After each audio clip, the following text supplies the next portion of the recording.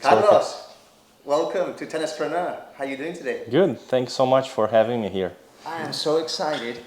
I think we've been waiting for quite a while for this podcast, right? Yes, we've met and have been playing and discussing, about tennis development for a long time, and it's nice that we are having recording now. I actually met your son before I met you. Correct. And I didn't know that you were an ex-tennis player. I mean, I was playing with your son and your wife was there sometimes watching. And then he told me that you had played tennis, that you were roughly around 400 in the world, and that you have even played against Carlos Alcaraz's coach, Juan Carlos Ferrero, right? That's correct. Yeah. So, I was always trying to find adults to play with Diego, my son. And I saw you hitting one day, and I told him, why don't you ask this guy, if he wants to hit with you, And but yeah, in the past, I played a lot of tennis already, and I had a chance once to play Juan Carlos Ferrero there in Spain. Yeah. That's crazy. You also played college tennis. I right? also, yeah. So I kind of did the other way around, right? I tried to play professional for some time, and then returned, to college a little older when I was 22 years old. Wow. Yeah, at that You're time. from Brazil. I am from Brazil, yes. Nice.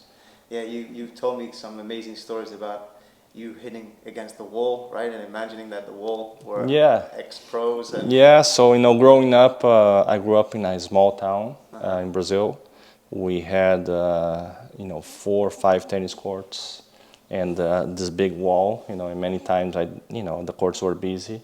So I would spend hours and hours playing against the wall, and playing sets against, the top players in that time. I loved I loved Ivan Lendl, right? And so I would play, finals of the French Open or the US Open against him. I would never play Wimbledon because he never won it, but I would play hours and hours and imagine that I was competing with him.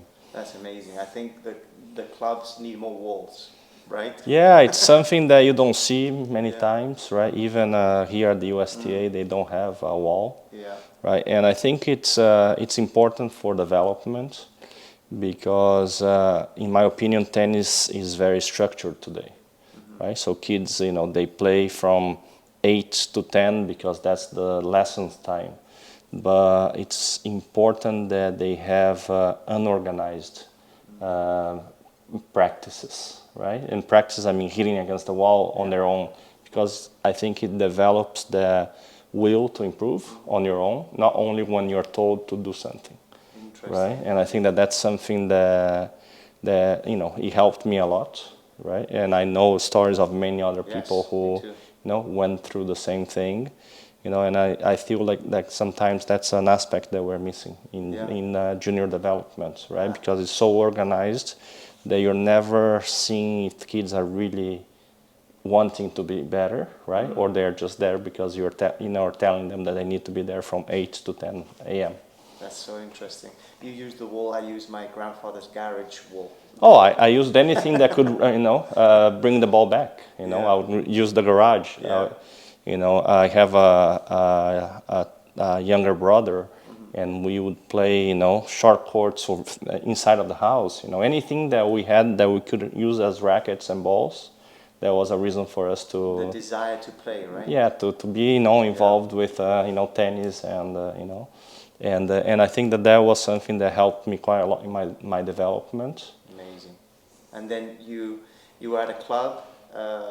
And in that club, you had your coach. Yeah, so I had a coach. When I was growing up, I started playing when I was 10 years old, not very young. Okay. There were other 4 or 5 kids our age. We have someone that would give us lessons. 2 times a week. Okay. And the rest of the time we were playing on our own. Matches. Right? Matches, wow. And or. When you grow in a club, like in South America, there are a lot of social clubs. They spend a lot of time in the clubs, right? So I remember, there were the older guys that were good players, right? And I would just sit next to the court to try to, see if they would invite me to hit a few balls, right? And then with time, as I was growing up and getting better, I began to play with adults as well, which I think was also very complementary of my development, because you play with different kind of I think you just players. nailed something really important, that you're talking about. They're more social, the clubs. I feel that we live across the street from the USTA, the home of the US tennis, right? Amazing facility, 100 courts. But it's a very pay and play, right? You need to have everything very organized. Yeah, it's very organized. In the social clubs back in Brazil, I would go after school and spend the whole afternoon at the club, playing tennis, playing soccer, going to the pool in the summer, So there are a lot of unorganized things that kids got together and did because they were having fun, right? And tennis was one of those, And of course, when I became 12, 13, that's when things started to change a little bit. And then when I was 14 years old, I left home to a larger city, in my state, in Brazil, to be in a more, an academy like center where I could then practice, better. Interesting. Yeah. The reason I moved here was because I love tennis. I've been very involved in the tennis business the last 10 years at a high level, sponsoring events and doing, cool stuff like that. But the last 3 years, I've been very involved with the kids, right? And that's how I met Diego. But the main reason I moved here was because I wanted to be able to meet people our age and play and, socialize at the club. And to be totally honest with you, I was a little bit let down with, the USTA. Amazing facilities. I think it's great for the kids, right? But just one thing was even the coffee shop. You could go and have a coffee, play a game. So I ended up staying where we live, where we have 6 fantastic courses, and there's about 50 to 20 kids, being one of them. And that's where I started, getting involved with playing with all the boys. And I'm so happy that we connected, because finally I get to play with somebody my own age. But the reason I really wanted to do the podcast, as you know, the whole channel is about how to become a better match player, right? And my main concern is that I'm seeing a lot of these 15-year-old kids quitting, right? They're getting demotivated. I feel there's a gap in the tennis industry. Everything's very focused with technical and development, or the extreme, or just getting obsessed with UTR rankings and playing tournaments and trying to become the number 1 in the world at 13, right? There's no middle ground there. And I think it's so cool to be able to speak to a dad that was an ex-pro, right? But you also have Diego, your son, that's 14, right? Correct. He's one of the top kids in the country, and he's part of the player development across the road at the USTA. You also have a daughter, right? Yeah, I do. I have a daughter, so hopefully I'll meet her soon. But I have so many questions for you, and I'm sure parents, coaches want to know so much more about the trajectory that you had with Diego.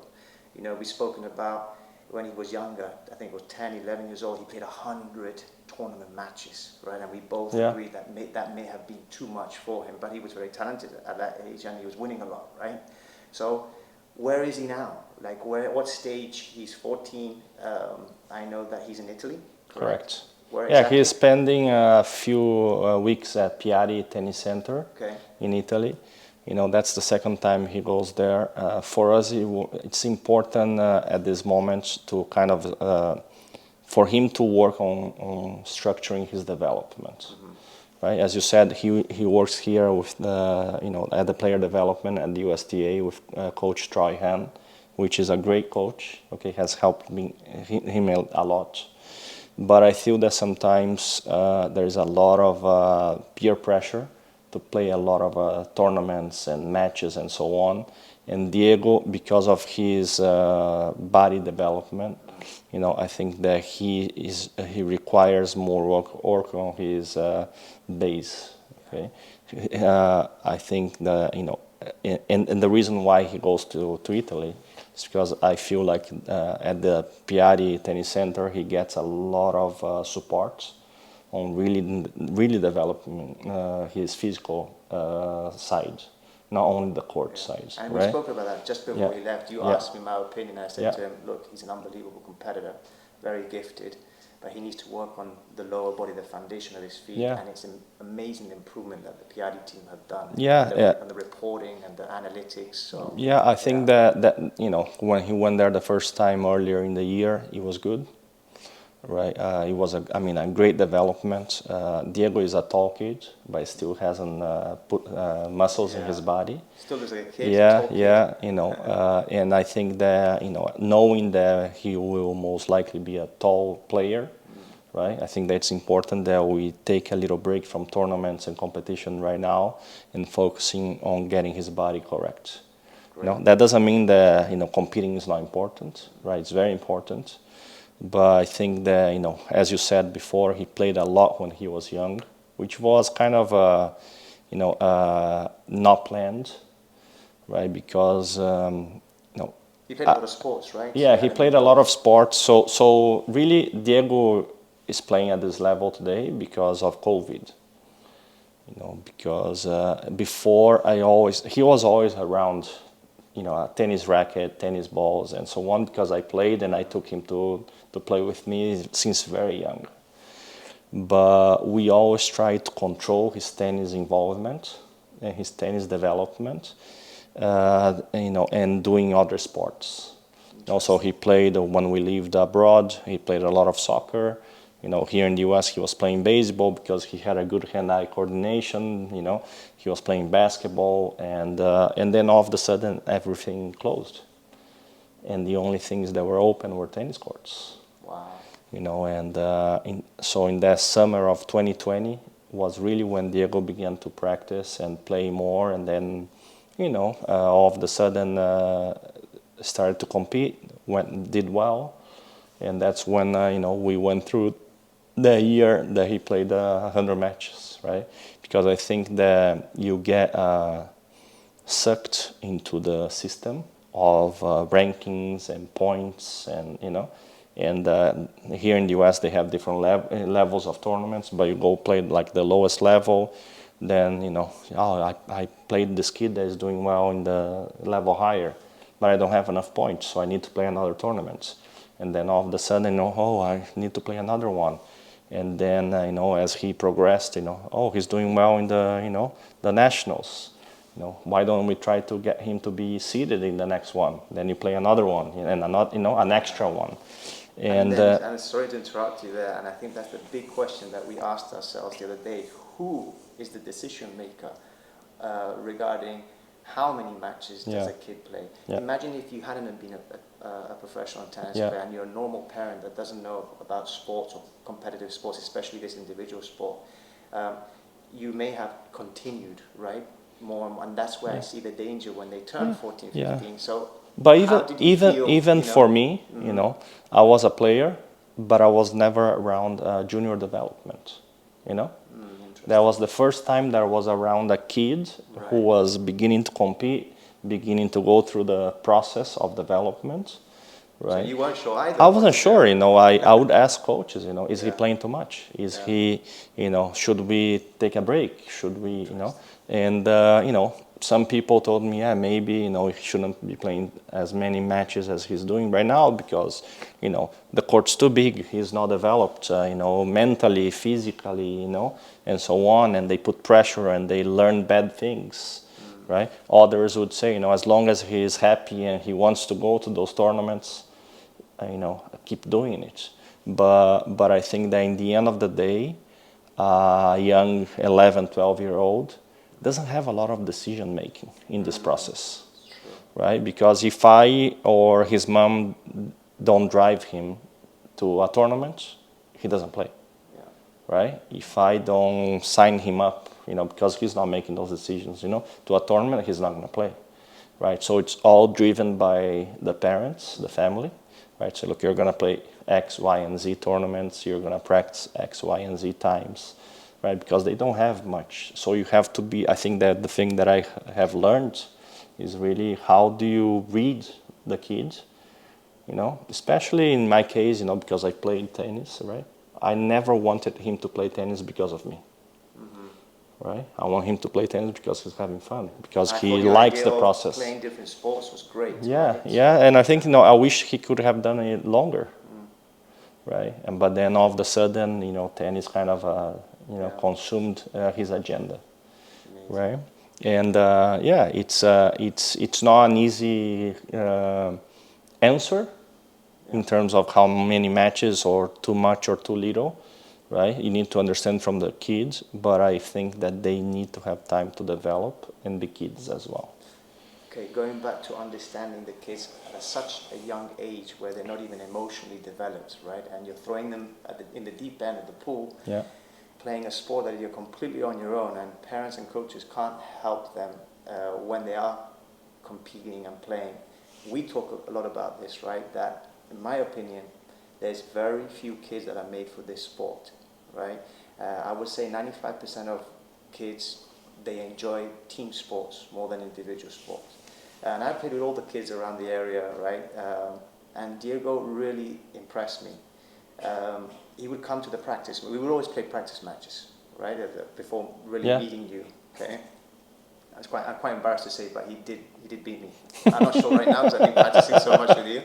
But he would come. I mean, he would treat that practice match exactly like a tournament match, with his cooler, with his towel. We wouldn't talk. I mean, we took things seriously, and there were battles, right? Yeah. 3-set battles. So, what impressed me about him? Yes, great shots, great hands. I think that's a must, right? Everybody has to have a good foundation, good technique. I think many coaches out there that can, do this job. But it was his mindset. It was how he handled pressure, right? And being an individual athlete at that age, being so young. I think, let's say 13 years old, he's been playing these matches. What do you think? Do you think that, and how can we improve and how can we help? Yeah. I think Diego is a unique case in our channel. We're trying to help the other 95%. I consider myself part of that 95%. Where how can I improve being a competitor in tennis, and how can I control my emotions on the court? Yeah. It's one big question that that I ask hundreds of players and coaches. How many days a year do Yeah. you feel like you're best when you're out there competing? Yeah. Not practicing, not playing practice matches, and everybody, all the top players say, even Diego said, maybe 10 days a year. I think parents are astonished, right? They train so many hours. How can they only feel? So I think that's really opened up this great thing that we think pros feel great every day that we watch them on TV. And the reality is they don't. They just accept it, they deal with it, and they try to win with what they got on that day. Yeah. So, back to Diego, it feels like he has that naturally in him, that individual competitive. What can we do to help these other? Yeah, I think that one of the things that I try to do with him since very young, in tennis especially, right, was for him to understand that every time he walked on the court, he had to have almost a professional behavior, right? Be prepared for practice, do his warm-up correctly, so go through his routines. Because, in my opinion, there is no way for you to develop if you don't have those routines and you don't treat the practice as you would treat a match, right? Because practice is just, a practice for the match. Right? So if you go to your tennis lessons or tennis practice in matches, at home for fun, and you are messing around and you are laughing and smiling or not really paying attention the things that you need to work on, you're gonna do the same in the real matches.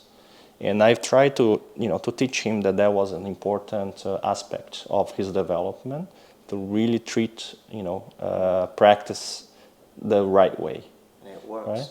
Right? Yeah, I think it's a process. It's a process because one of the key aspects of development is really being open to development, right, for kids. And I feel like sometimes kids, especially the kids who have important results when young, they are very risk averse on how they work on their development. Yeah, so obsessed about winning. Obsessed about winning, and I think that is one of the risks of playing too many matches when you are very young and doing very well, right? Like my example, I was not a very good junior until I was 15, 16 years old, right? So I had to figure out things. But I had a lot of friends who were very good when they were 12, you know. Then when we got to 17, 18, you know, maybe I had better results than them. Because in my mind, that's also because it's hard for them to accept. You know, today I'm gonna just say an example: serve and volley the whole practice because I'm trying to learn. But they may You know, lose, right? correct. Yeah. You know, so it's hard. But for someone who perhaps comes with you know, less results, and you know, how do I get better? What are other ways that I can? Open-minded or growth Yeah, you know, mindset. how can I see this game in a different way, right? And for me, you know, I know we're talking about Diego, but for other kids, but using Diego as an example, that was always a concern that I had when he began to have very good results at 11, 12. The emphasis was all about Exactly, because you know he's, you know, great results, you know, and we know many cases of great 12-year-olds who never develop, right? And Okay, so I'm gonna jump in Yeah. there now because it's so interesting. I, again, that development, thanks to you were a high performance tennis player, right? Now, let's imagine that you weren't, and I think that's where the issue comes. The coaches teach the fundamentals to the kid. The parent that doesn't know about this individual sport follows what the coach says. Weekend comes, and the kid is on their own, and they have to find a way to win and to handle all this pressure, right? What can we do? And I think we've been talking about this for over 6 months now, and we built the Tennispreneur App. We're building the search engine so parents and kids can go and see on the map who they can find similar UTR ranking, whether forehand, backhand, just some information about who's in the area so they can play more practice matches. My whole goal here is if there are parents out there that have kids and those parents weren't ex-professional athletes and they don't know how to structure that development, the best chance that we have to help these kids, right, 10, 11, 12, 13, 14 years old, we need to help them play more practice matches, because it's really going to be, if it's not the coach and the parent doesn't understand how to develop and do all these routines, it's going to be up to the kid to try and test things, right? And that's why I was saying with Diego, I was so impressed. Now, of course, you just explained why he's like that in his practice matches. I think kids need to be tested, right? Even at a young age. It may be a lot of pressure for them initially, but I think it's a great way for them to evolve. Yeah, I think it's a balance. You know, it's a balance in between learning to compete, right? Accepting that winning or losing, it's not the most important thing. Yes. Even it's easier said than done, right? Because for kids, you know, we are kids. Winning is the best thing that happens in the tennis courts. For parents, you know, the whole family is happier if they win or not. Right? I'm not gonna come here and lie and say that, you know, the you know, but there are things that, you know, they, as a parent, I think you know, we need to do better, right? So, for example, things that, you know, we've tried to do many times. Whenever he lost a match, you know, let's go get an ice cream, or let's do something fun to, you know. I'm not gonna say that 100% of the times we've done that, you know, that there were no times where there were no, you know, discussions. Right? But we try to create an environment where, you know, the win or losing, you know, it doesn't create a barrier for his development in the future. And I've always told, and there is a phrase that I use with him often. You know, whenever I see that some things are not the way I think it should be, that it's you don't need to be the best player today. You need to be the best one at developing. Right? So your mindset needs to be one that, you know, it's a growth mindset. They are always looking for options. They are always looking for ways of improving certain aspects of your game, not so much winning or losing. But that's where the discouragement comes with the whole parents and especially the kids, because they play 20 tournament matches, let's say at 10 years old, they keep losing. because there's such a difference between having tennis lessons and playing with your friends, and then suddenly the weekend comes, Yeah. it's a complete different world, Yeah. and they're not replicating what happens in the weekend Yeah. during the week with practice matches. Yeah. It's so extreme that after 20 times of failure, right, it really affects kids. And I think that, we talked briefly before, but tennis is so organized nowadays that kids don't have time to play tennis on their own, right? The only time they play tennis on their own is when they go to a tournament. So they are not prepared for that situation, that the stress of a tennis match, stress of looking at a kid and saying, do I need to win or do I need to lose, You mentioned UTRs and things like that. Kids talk a lot about the numbers. Many kids lose before they enter the match, or they are afraid of losing because they're playing a lower level UTR, here in the US. And I think that's why it's important to have those match play opportunities where you're testing, you're putting yourself in situations that will help you when a tournament match happens, right? Exactly. But today, the kids are in an environment that is so organized, and the only time they are on their own is when they play a tournament, and they are not ready, right? Not ready.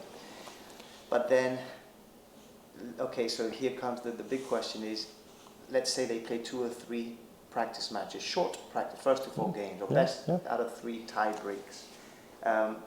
Like you said, we need to remove the emphasis of whether it's a win or a loss. We just need the kids from 10 to, let's say, 13 years old, just get matches under your belt. Yeah, I think there are different stages on their development, right? They're young, it's more about the technical, learning about, the foundation of playing tennis, foundation of moving well on the tennis courts. Because I think that's one of the most important aspects. Yeah. That's a must. Correct. How well you move in the tennis court, right? Competing, right? Yeah. And then we had, sorry to interrupt you, we had this conversation that we have that philosophy that if a kid by 13, 14 has been playing all these practice matches, training, tournaments, if they can't handle the pressure of individual sport like tennis, maybe this sport is not for them. Yeah, I had this. We have the other side of the opinion, which is where your son is right now, and Sinner was made there, where he had maybe 10 competitive matches at 15 years old, and look who Sinner is. So this is. I come from an environment, I don't wanna say it was harsh, but it was no excuses, right? So, you have no excuse. And as Diego was beginning to compete, in my mind was, you got to go through it. Some of them will make it, almost like a natural selection, right? Some will not. But I think the more I learned, the more I tried to also understand about junior development, right? I changed a little bit the way I see things.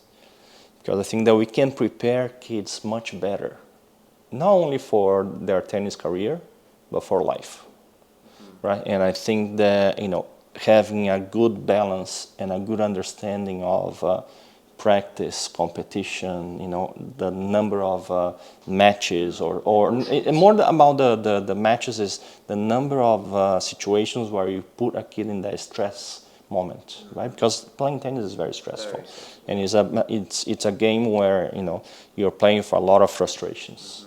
There is an statistics of the top 3, Federer, Djokovic, and Nadal, where they win or have won 55% of the points they have played in their career.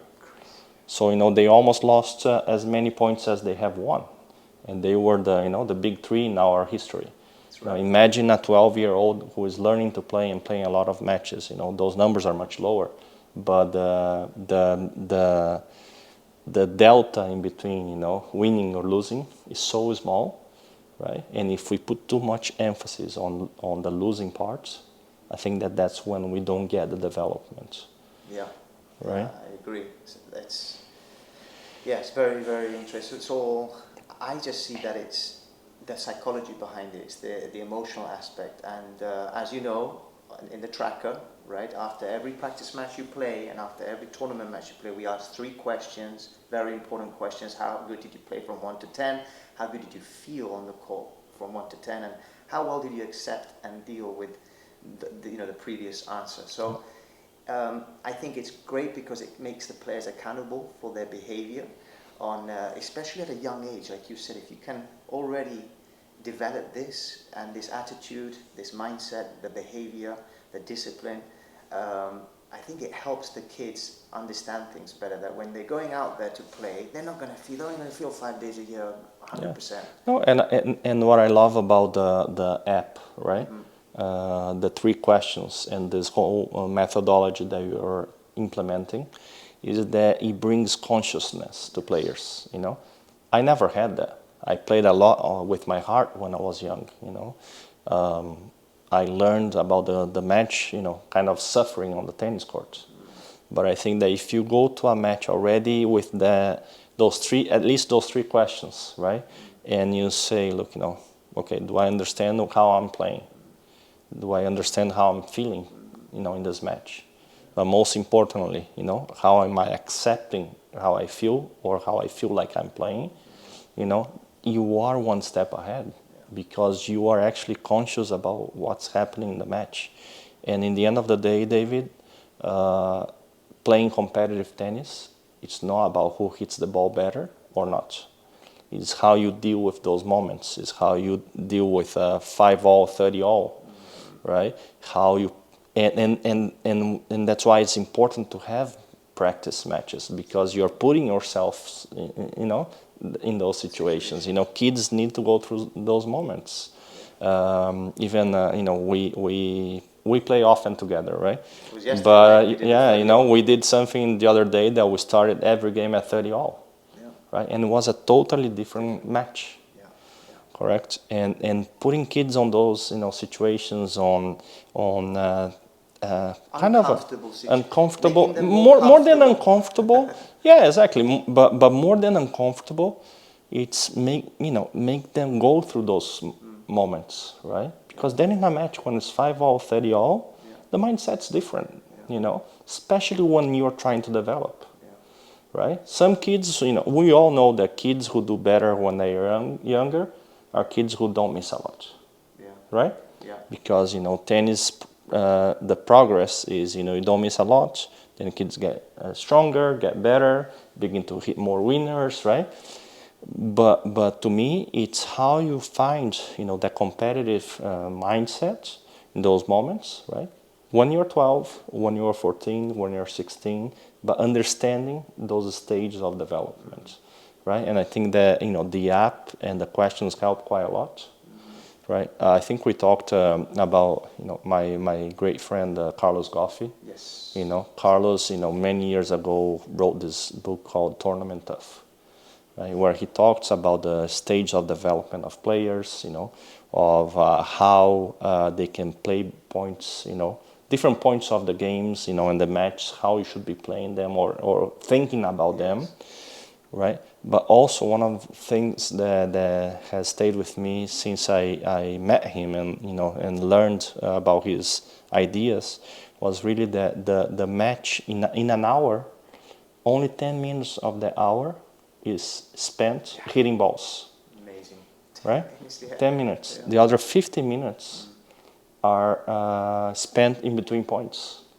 And if you don't know about that, or if you are playing what he calls the me tennis, which is, I'm hitting a bad forehand, I'm hitting a bad backhand, I hit this great shot. You're not focusing on your opponent. Exactly, yeah. It's not about you in the end of the day. No, it's not. It's about how do you do something a little bit better than the other, right?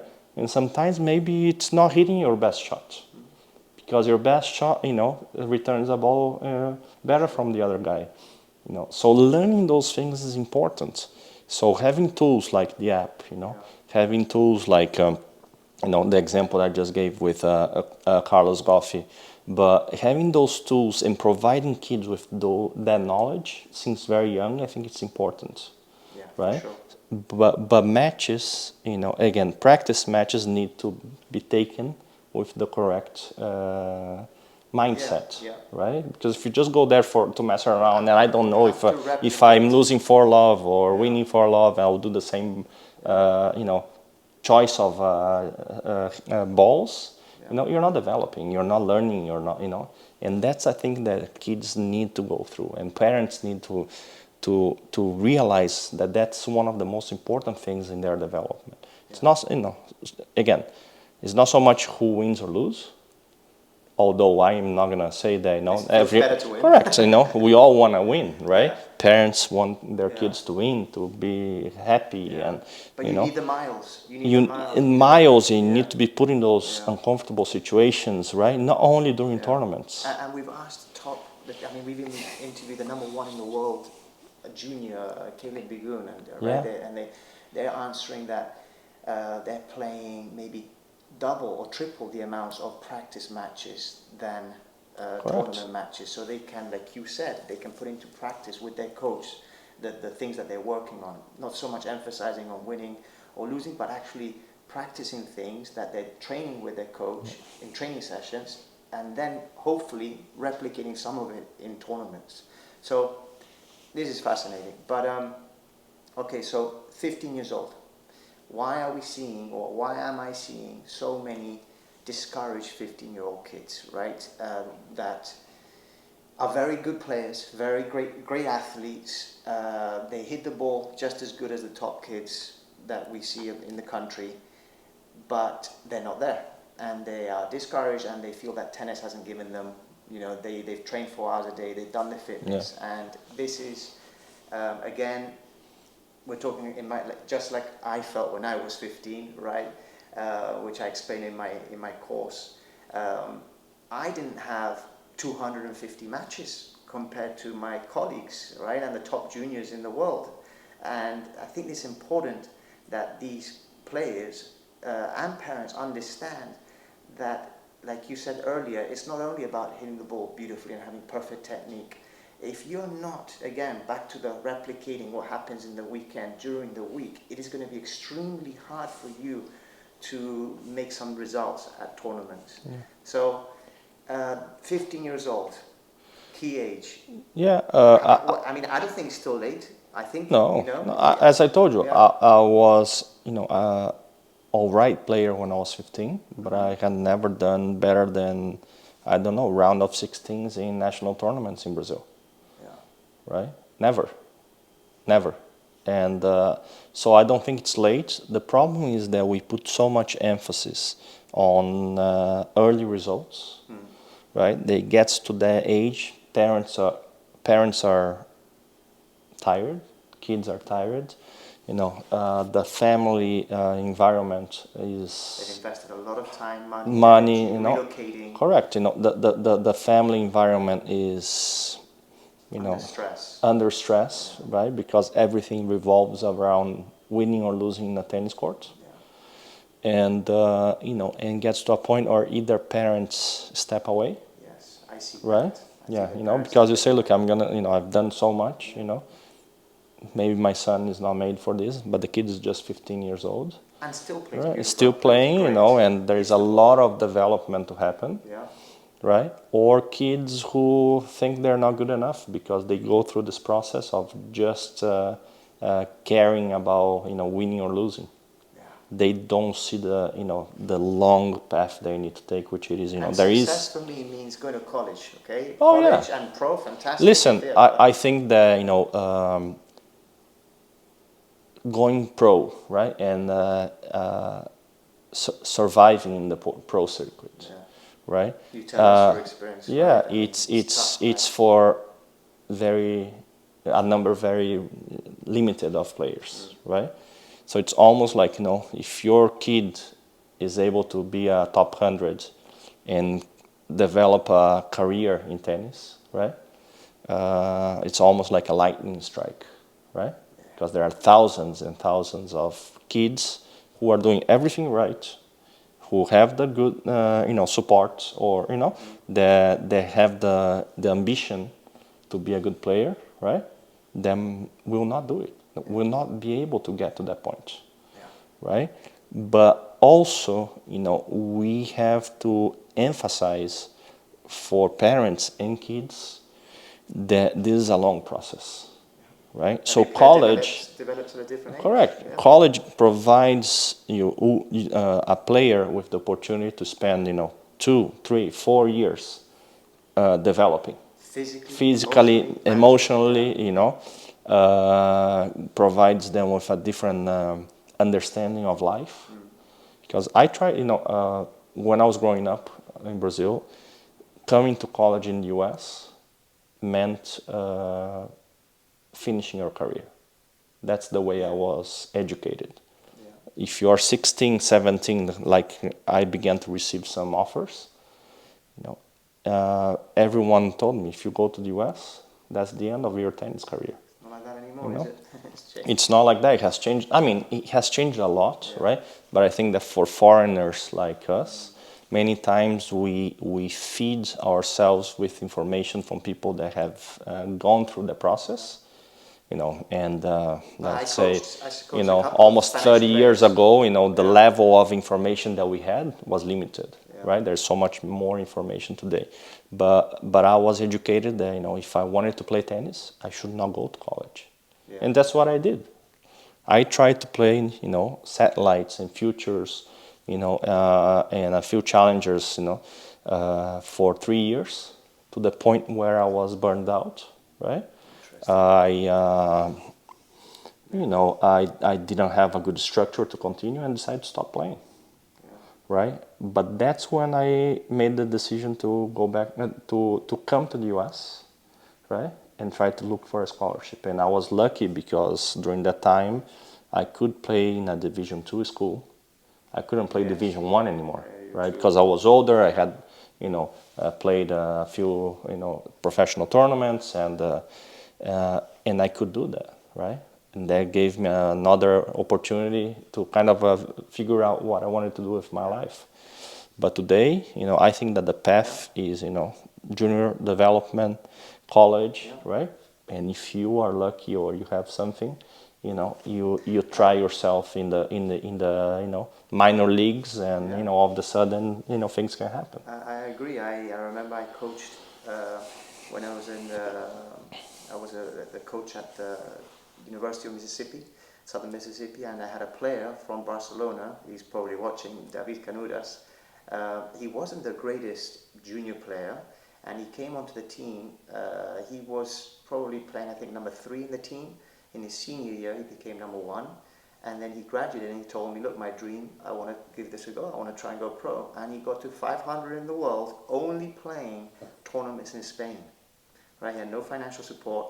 So he did amazing. So it just shows you that, and he developed physically, emotionally during those 4 years. And you didn't go, I went, 17, 18, 19 years old with traveling by myself, with no money, right?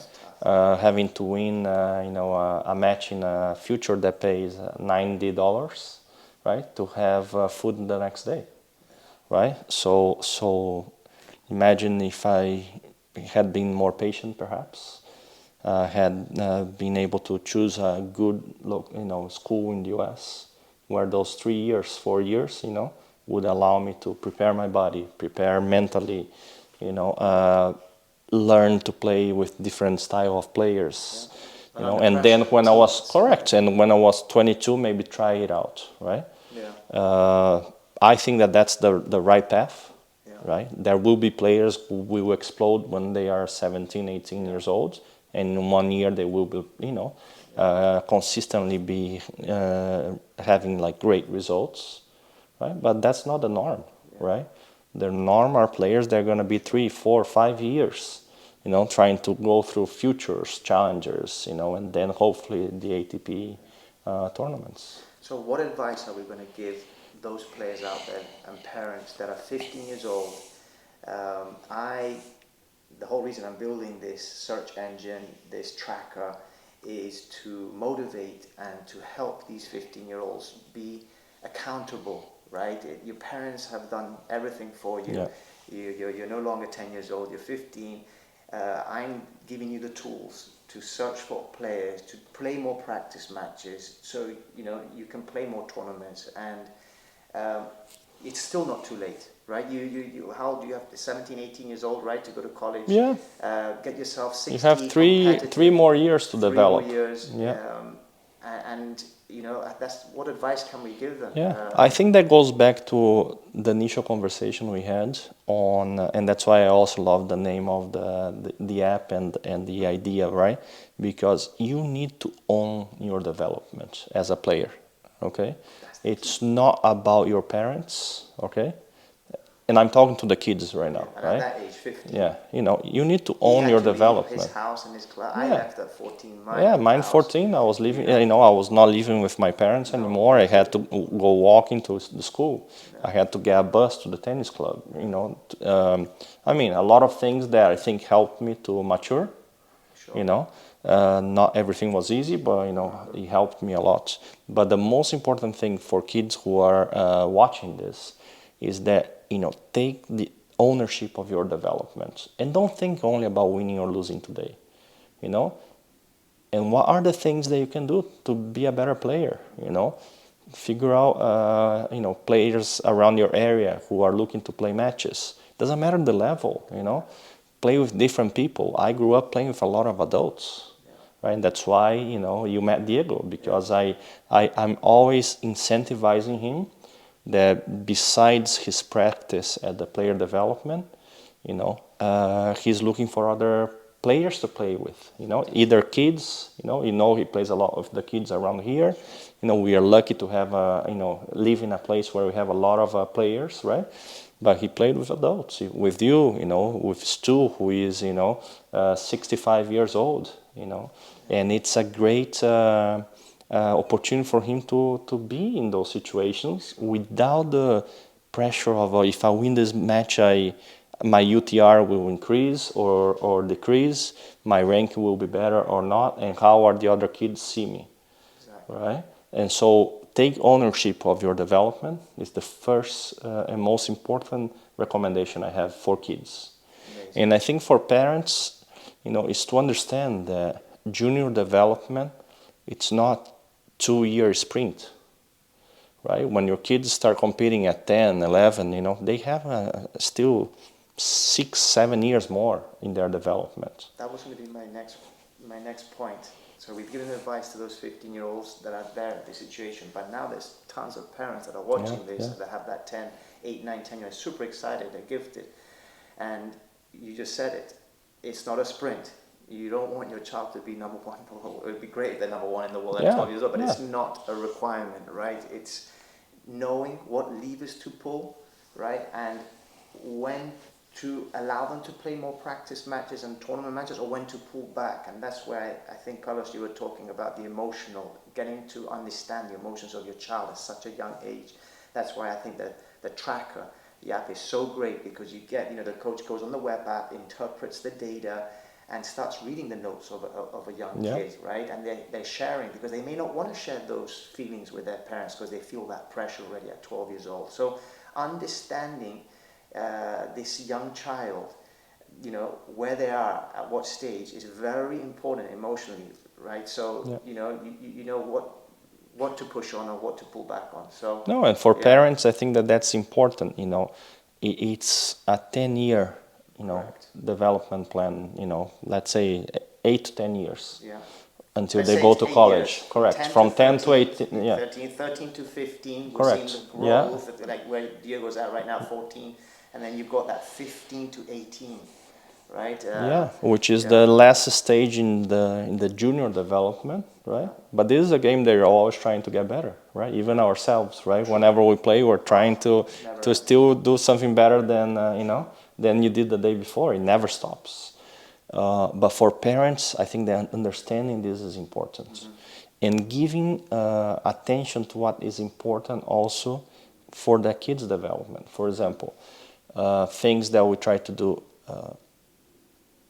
don't talk too much about winning or losing, but if you have the opportunity to chart matches, right, and educate your son about winners, forcing shots, unforcing, how many double faults, right? It changes the conversation. It's not you lost or not. It's are you improving? Are you improving? Are you Correct. improving your average Correct. level of game? Yeah.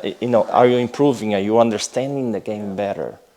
right? The most important, I would ask people, what is the most important shot in tennis? I think that a lot of parents would say, it's hitting winners because they win the point, right? But the most important shot in tennis is really the shots that you force the other player to miss, right? Because you're playing with enough aggressiveness, right, that you are forcing the person not to be able to return the ball back, but you're not putting in that situation of a risky situation, right?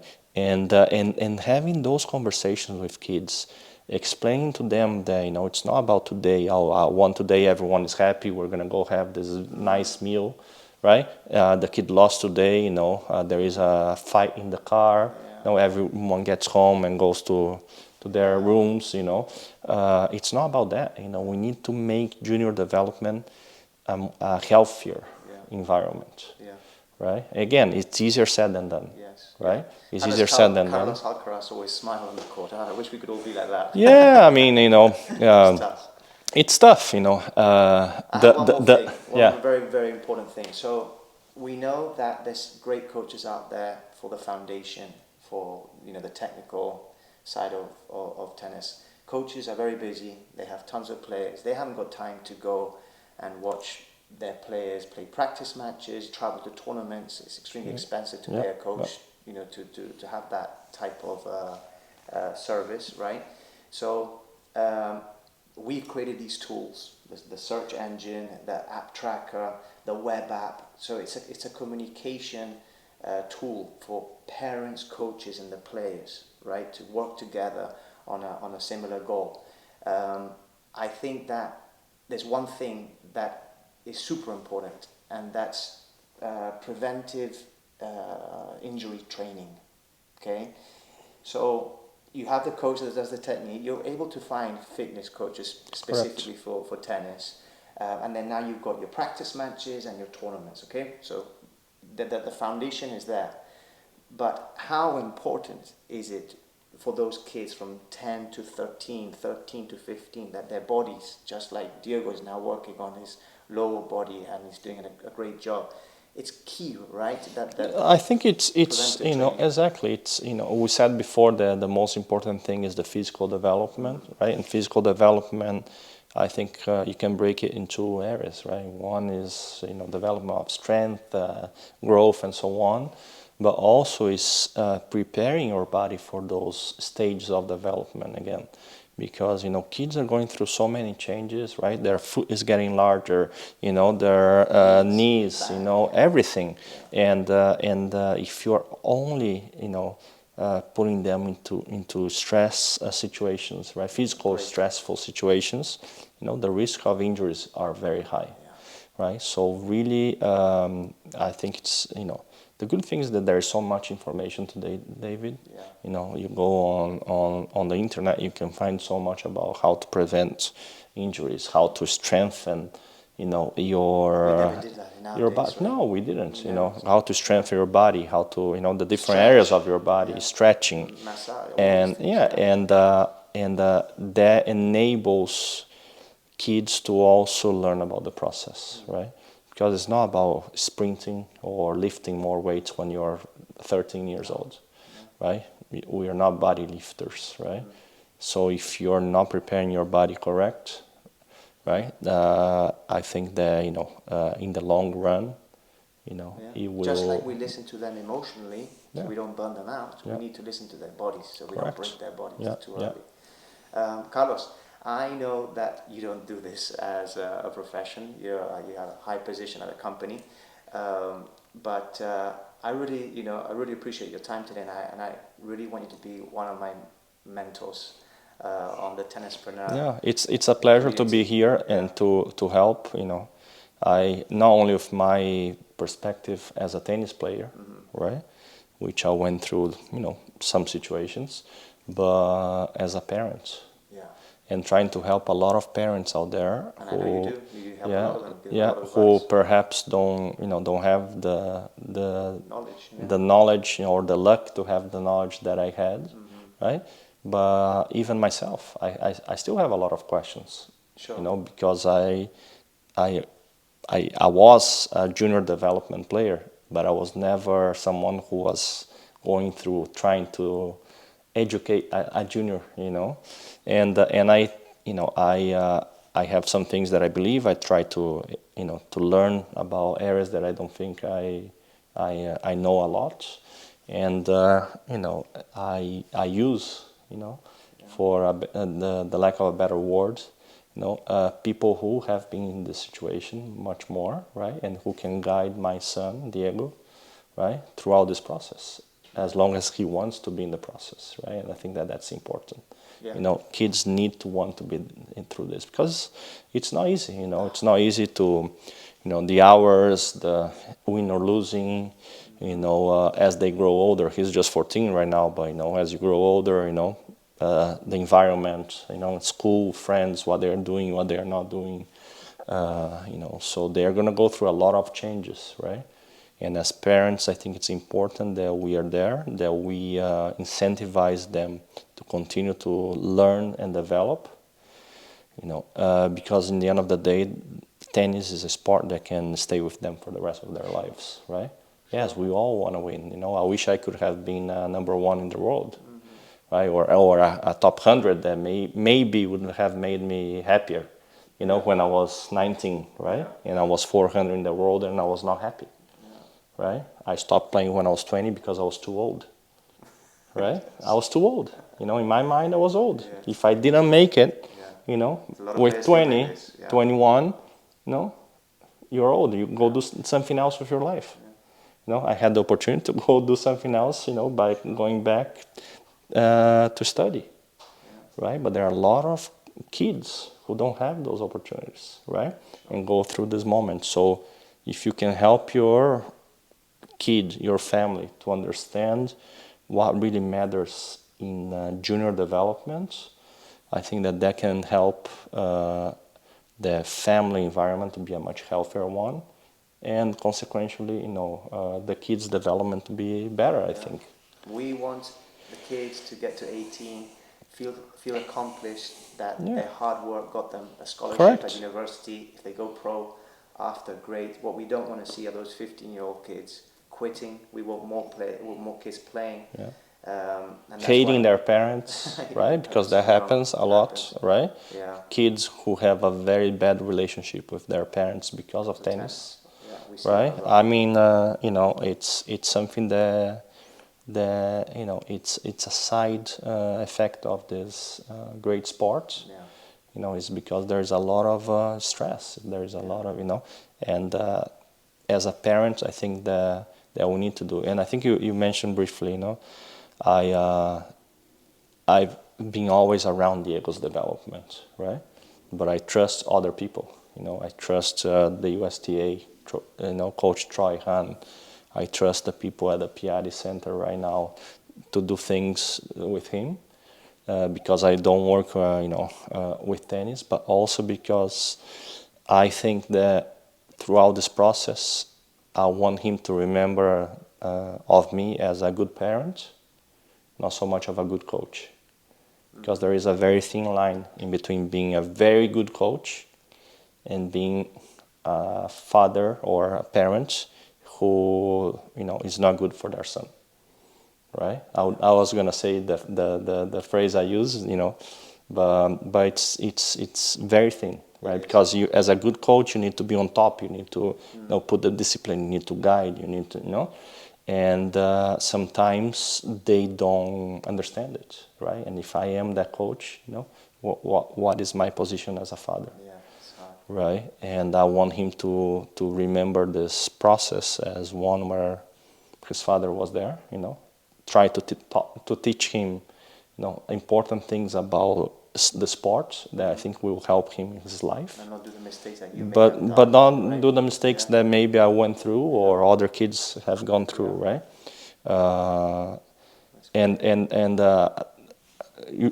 Another thing, for parents, it's trust people. Try to get to know and to involve people in your kids' development who also share the same beliefs, right? The same values as your family, because I think that that's important as well. If you find people who are only thinking about short-term results or only thinking about their own names, right?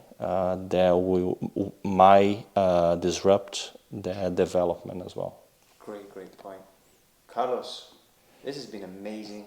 I know that a lot of parents and coaches and kids are going to be watching this, and I'm sure you're more than welcome to reach out to us and leave comments and questions, and I'll get Carlos to reply. But yeah, Diego, I know you're watching. Good luck. Keep working hard. Hi to the Piatti team. Great job, USTA. Thanks, Yeah, no, Carlos. thanks so much for the opportunity to be here. I hope that people can take some lessons, or some aspects of our conversation, and use them in their lives. If there are any questions or any topics that you found interesting, let David or I know, and we can We'll repeat this. yeah, correct. All right. Okay. See you later, tennispreneurs. Don't Thank forget you. to subscribe. Bye-bye.